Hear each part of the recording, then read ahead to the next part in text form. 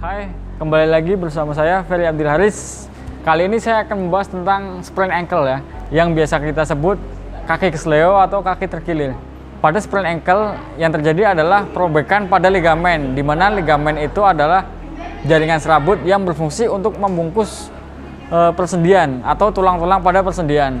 Nah, pada kasus sprain ankle biasanya terjadi ada 3 tingkatan, yaitu yang pertama tingkatan grade 1 atau tingkatan 1, di mana tingkatan 1 ini adalah tingkatan yang paling ringan. Kemudian tingkatan 2 atau grade 2 ini tingkat yang paling sedang. Kemudian yang ketiga, grade 3, tingkatan yang paling parah, yaitu terjadinya perobekan total pada ligamen kita. Nah, pada kesempatan kali ini saya akan membahas untuk tingkatan yang pertama sama yang kedua. Pada kasus sprain ankle ini ada beberapa fase yang harus kita lakukan dalam proses rehabilitasi atau pemulihan cedera.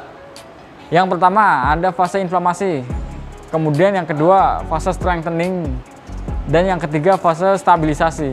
Pada kesempatan kali ini juga saya akan membahas khusus untuk fase inflamasi, fase 1 ya.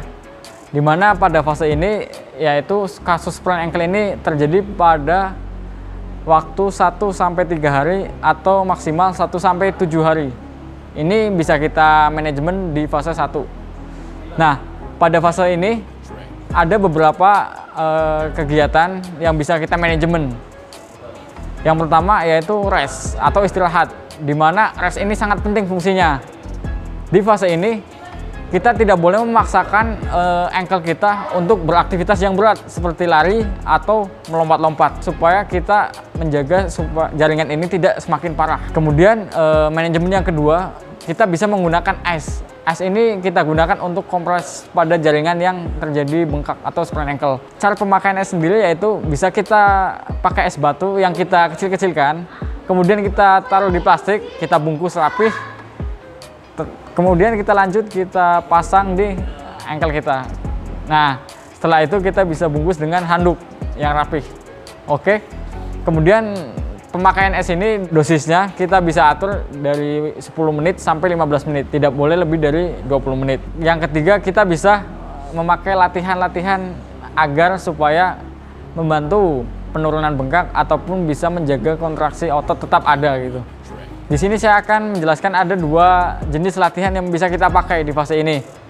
Yang pertama, posisikan kita telentang, kemudian tungkai lurus dan diganjal dengan bantal guling atau bisa dengan apapun yang tingginya melebihi jantung kita. Setelah kita luruskan tungkai, kemudian kita lakukan gerakan maju mundur. Kita lakukan gerakan itu pelan-pelan, kemudian kita tahan selama 1 menit dan kita ulangi 5 kali pengulangan atau 5 kali repetisi. Kemudian latihan yang kedua, kita bisa gerakan ankle kita, posisi tetap sama, kemudian gerakannya rotasi keluar, kemudian ke dalam, keluar, ke dalam, keluar, ke dalam. Nah, sama dosisnya, kita bisa tahan sampai 1 menit, kemudian kita ulangi selama 5 kali repetisi atau 5 kali pengulangan. Nah, itu saja yang bisa saya berikan di kesempatan kali ini.